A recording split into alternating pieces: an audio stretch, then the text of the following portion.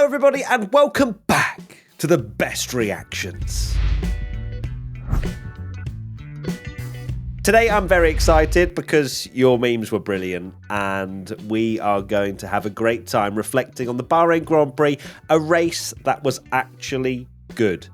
Probably decent, very decent. I know we didn't get a fight for the lead, but we had so much action, so much strategy, so many overtakes. It was so good. And there were some pretty cool talking points as well, which made for some funny moments. Let's get into it. In 10th position. In P10, we have at Lobo1.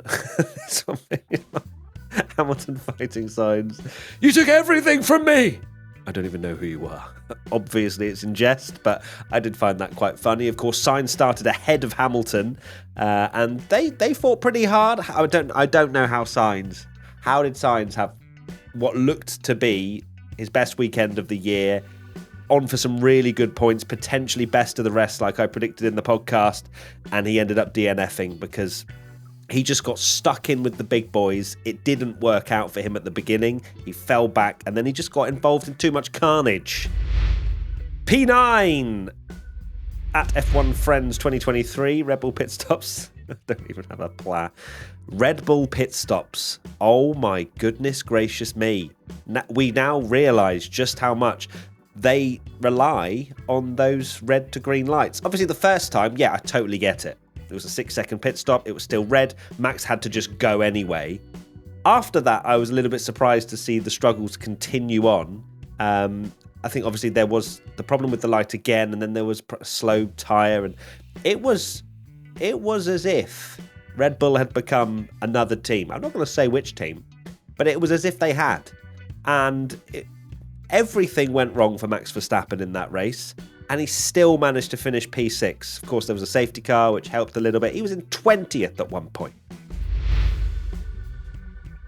P8, Chasson 24. For a moment, there was a chance, and then there wasn't.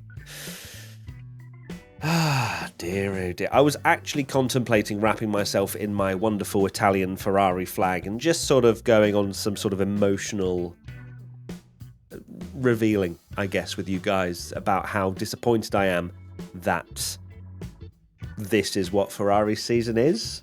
I came into it with so much hope and optimism. I genuinely did. Then the news of course, Ferrari have rebuilt the entire car, basically, for a new philosophy in 2025. You're like, really? Regulations change in 26. Have we gone all in on 2025 and it's not worked? Don't tell me next year is worse, please. But back to my hopes and dreams for this race. Of course, Charles starting on the front row. Starts on the mediums, gets mugged 2 positions immediately. And then, actually, Ferrari delivered a decent strategy until the safety car came out and ruined everything. Right, we're going to get into our first funny, controversial, wholesome, whatever moment it is, away from the top 10, away from the hashtag P1. And this one had to be included because it's an incredibly wholesome moment where there was a signed helmet with all living Formula One champions for the Jackie Stewart Dementia charity. And there was a signature from Michael Schumacher on there, according to reports, helped by his wife to sign it. And if you know me, you know I am an enormous Michael Schumacher fanboy. Just idolised him growing up, watching Formula One. So to see that, it was just a warm feeling to know that Michael is out there. We don't obviously know anything really about his medical condition. We, of course, all wonder. It's private, and that's absolutely the family's decision. But seeing that small kind of, Michael, he's out there somewhere, was a nice heartwarming moment. P7, Kirill Mikhail NMME, trying to measure gaps. That is actually a phenomenal way of trying to... Oh, dearie me. I mean, it was a struggle, wasn't it? It was a serious struggle to... I was lucky enough to use multi-viewer, and I know some of you do as well, and you can get the live timing and things like that, and they were working, apart from the Russell-Leclerc deltas, because of course those two were together. Everything else appeared to be working, but obviously on just the main feed, they just got rid of it. They went, that's a bit dodgy, seeing Russell going up and down like that. Let's just clear that off, and we'll have what we used to have in like the 90s of one graphic coming up saying the gaps, and we'll see you next lap. Not good enough. I'm sorry. People are paying a huge amount of money to watch Formula One races. There is one race on the Sunday. It needs to work. There needs to be fail-safes. You can't just go, well, timing didn't work. Sorry, it's out of our control. What do you want us to do? There needs to be backups. This is not acceptable. It really isn't. So please, for the love of God, can we have working graphics? Because this isn't the first time, nor the second time. You can probably count it on more than two hands how many times we've had problems in the last few years. P6, Joe Formula 6P, F1 TV trying to fix their graphics, be like. So it's the international feed rather than F1 TV. So let's just sort of make sure that there's a clear comparison there. But with the international feed, obviously, it was still a disaster. And this picture accurately represents what I feel they were like as well, where they've gone, oh my God, we haven't thought about if a transponder stops working, what do we do? Has anyone ever thought of that? No, mate. No, I've never thought about maybe when something might break with one of the cars. I just thought live timing would work forever. And then you just work with it, right? Please? You are a $1 billion+ sport. These things need to be figured out. Okay, we're into some honourable mentions. At Schumattman, Ferrari 1-2 in a piece. I related to this one just for that very brief moment when everyone had pit off the softs and Leclerc and Hamilton were on the mediums. 1-2. It just for a moment felt right. It felt like this is what I could get used to. This is what I maybe had hoped and dreamed of coming into 2025. But instead, we're nowhere near. At Cedrays, George Russell track position lap by lap. That is quite the graph. How is he not one driver of the day? How is Hamilton one driver of the day? George Russell, who has literally gone from second to last to second to last to second to last to second to last. And even with obviously the joke aside, George Russell still, I think, deserved driver of the day. He was at the end of that, literally trying to control a tractor.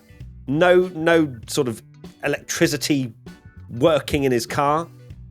Everything was failing. The driver of the day so far this year has been an absolute joke. It just hasn't made any sense. At Ainsley Ferron, trust me, bro, I swear this is the right order. But this was when they actually tried. This was when I wanted it to happen, where they just had Russell in 20th. Use the commentators. Let the commentators go, yeah, Russell obviously isn't in 20th. We're having some problems with the timing graphics with him. My solution, and maybe there's flaws in it, but from my perspective, I'm not a technical guru, but from what I saw, you had the overall gaps from Piastri all the way down, and it was fine. Obviously, when you showed the delta between the cars, and it was 1.1 between here and 1.2 between, it got a little bit murky.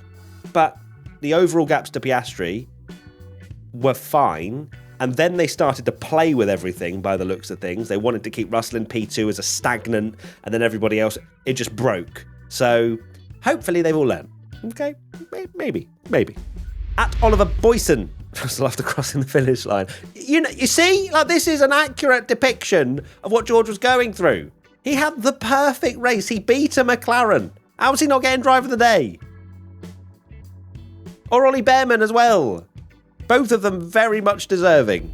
At Shaman 2012, all F1 infrastructure, Russell's transponder. Who knew that was the domino to ruin everything when it comes to the timing graphic and just graphics in general and our experience? Like, the race was awesome. The race was really good. I thoroughly enjoyed it. But there was about, 15, 20 laps? I can't remember how long it was. Where, again, it just felt like free practice because we were all just going, is Norris in DRS of Russell? Do we know? Does anyone know? At Maria WF1, didn't really want to play hide and go seek this weekend. As you can imagine, a lot of honourable mention posts are about that. At Not Toxic LP, what it felt like fighting with signs today. Yeah, Sainz was willing to get his elbows out, but sadly he had a very similar bit of damage, didn't he, to Max Verstappen when Bottas went bowling in Hungary. The side of his car was just completely ripped open, and that's just GG's. At Mega Cami Jory, what happened with those lights? Everyone drives with their biggest opponents. Max Verstappen on a red light. Yeah, but I mean, he still went. I'm sure there are some drivers that would have stayed there until he got the instruction. Maybe he did. I didn't hear the team radio of them going, "Go, just go, Max. I know it says red, but just go." And then I do not appreciate the bottom one. Charles Leclerc, Monaco, that's done now. Put that in the bin. That's why this is only an honourable mention and not in the top 10. Because why have you thrown Charles Leclerc and Monaco in there? He literally won last year. Thank you. Now, I've included this one. I don't really understand it, but I quite like the chaos of it. At SD Mitri, Bahrain GP in a nutshell, lunge-tastic, and then it's some sort of yoga instructor with David Coulthard's face on it. Unless I missed something, maybe DC said something in commentary. Doesn't make much sense to people that watch on Sky, but here we are. Quite enjoyed the chaos of it. It's in. At _SE68, Piastri getting congratulated on his 50th victory. Now, if you missed this was when Kurun Chandok interviewed Oscar Piastri at the end of the race and said, "Oscar, congratulations, your 50th Grand Prix victory." Obviously, he meant to say 50th Grand Prix start. What a way to celebrate. But got a little bit mixed up. Oscar's thinking, have I won 50? Have I missed about 46 of them? Either way, Oscar obviously just beautifully in jest. 50th victory. He's got some bants in him. At El Marmos, all the different strats. Oh, it's just so beautiful, isn't it? I love it. I love it so much. Like, give me this every race. But the thing is, there were multiple viable strategies. We can't get this every race because usually there's a strategy that is the fastest. So this was a beautiful, perfect storm at Bahrain where we had different strategies unfolding and it wasn't clear which one was the fastest because we only had one representative session, practice session that is, in free practice 2. So when we get that, I think we just wet the track in FP1 and FP3 every time, or do something, give them different tyres. It's a difficult, very difficult balancing act, but that was such a beautiful sight. I need more of it. At Alex Humphrey 33, I want you back time and time. It's not the same without you. Sometimes what a person needs is just one piece. I'm not sure that timing tower is fitting in the back of your head, my friend, but either or, I think that's enough timing tower bands. At Chris Ingry _20, the season we all needed. We knew coming into Bahrain it was going to deliver, and it did. Bahrain is one of the best tracks on the calendar. You have to accept it if you haven't already. It is.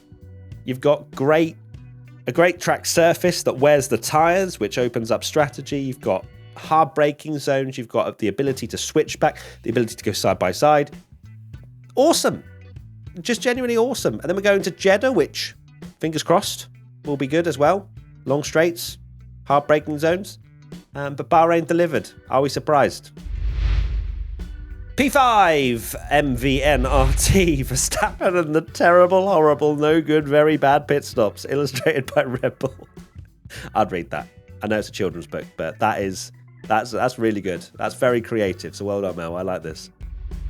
Right, before we dive into the top 4, I wanted to share with you a little story that you might have missed across the Formula 1 weekend, which I found absolutely hilarious, and it's the Hamilton-Leclerc chess story. So those two have been loving chess. Chess is a big online phenomenon these days, and they were playing chess online, and it was getting quite late, but it was 4-all between the two drivers. And of course, they're both insanely competitive, as am I, so I totally get it. You can't leave it on a draw. And they carried on, but obviously it was getting quite late, and they were tired, and Leclerc was really tired. And Lewis started to wonder why Charles was making some really good moves in the final 5-4 decider. So he loaded up a chess helper, a bot, or whatever it might be. And then it later transpired that they were both cheating, but Leclerc's bot or helper was worse and so lost anyway. So I quite love the fact they were both cheating in the final round to get the W. And that just sums up racing drivers, doesn't it? They try and get any kind of advantage they possibly can. And Lewis won. P4 at Addis _ blah blah. George already on his way home. This image is absolutely brilliant. Where is Russell going? Did they just pick up his little dot and just put it to the side and just thought, nobody will notice? No, nobody will notice. Or did the transponder genuinely exit the car and just leave off the final corner to go to the next race? It's controversial opinion time, which means it's Tom Bellingham time, which I know you're all very excited about. Tommy, welcome. Are you ready for some more controversy? I want some spice. Okay. All right. Well, let's see if Mr. Pulse F1 has given you enough spice, Tommy. Bahrain would make for a good sprint weekend. Sprint sucks in general, but doing a sprint in the day and race at night would be interesting given currently FP1 and FP3 are pretty pointless due to the temperature difference, so why not make it a race? Now, this one's interesting, isn't it? Because I agree and disagree with this statement. I agree with the fact that Bahrain would make for a good sprint weekend. I think it would be a banger sprint weekend. But then I disagree on the fact that he said that sprint sucks in general. So it's 50% on the nail on the head. That's the word. Darren, what do you think, Tommy? I think it would be carnage. And I do like the idea of, having a sprint weekend where it's completely different conditions to the rest of the race, because the problem with the sprint is we always mention that it kind of needs to be a bit different to the race. My only kind of argument is, if we're only going to have 6 sprints a year, I'm so unsure about whether it's better to do it at really good races where you're going to get good racing, so you're guaranteed an exciting sprint, or you actually give the more boring tracks a sprint, so you at least get almost 2 opportunities of a race, and it gives them a little bit more something interesting, and also you kind of taking away their practice time to learn too much and the race get a bit dull. So it would be a banger, but I personally wouldn't pick it for a sprint. Wow. What if we just disagree? Let's up the number. Why do we have to have 6? Let's have a sprint race weekend every time there's an unrepresentative FP1 and FP3. Lovely. Formula One are loving this right now. They're like, we'll give them 3. 3's too much. 6. Oh, well, it's only 3 more. 9. Yeah, 12. Well, now it's like they're adding the race on the calendar, isn't it? Where they just add a little bit at a time so we don't notice. I'm surprised we're still only on 6, to be fair. Me too. Okay, well, there you go. Let us know what you think in the comments as well. Thank you, Darren, for your controversial opinion. And bye, Tommy. Goodbye.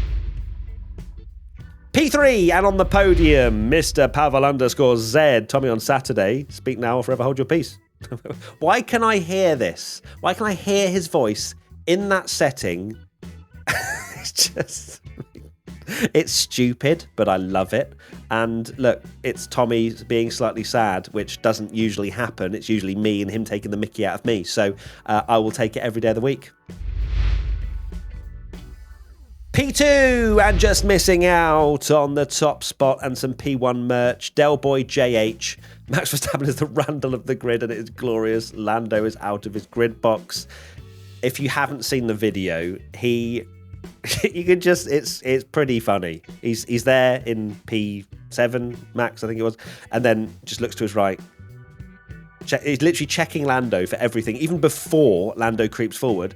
Then Lando creeps forward, and you see him immediately go straight to the team radio to say that Lando's out of his grid box. Max does not miss a moment. No matter what it is, he will be there to report anything that is outside the rules. And this is a perfect depiction of what Max is, but fair enough.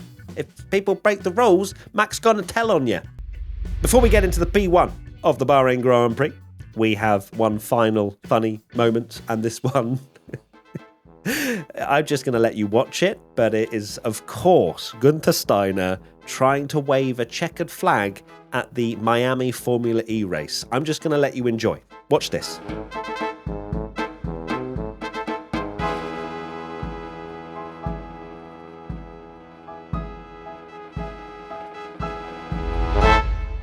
And finally, the winner! P1 for the Bahrain Grand Prix and winning some P1 merch is Crystal Horner. Trying to watch the race after George's transponder's not working. My timing screen. I can't see without my timing screen. That is a phenomenal Scooby-Doo reference. If you've never seen this before, then you might miss it or think, oh, man, I don't know if that's P1, Matt. But it's a brilliant meme. And Crystal Horner, you are fully deserving of the P1 spot. And of course, it's about George's transponder. Right, that is it. Thank you so much for tuning in to the best reactions to the Bahrain Grand Prix. A lot of fun, a lot of great memes. Thank you so much for getting involved in this series. As always, hashtag P1 if you want to get involved and potentially win some P1 merch. And that is it. It's race week again. So looking forward to Saudi this weekend. Should be a banger. Fingers crossed. The championship is so beautifully poised. 4 drivers within 14 points. Sign me up. We'll see you soon. Lots of love. Bye.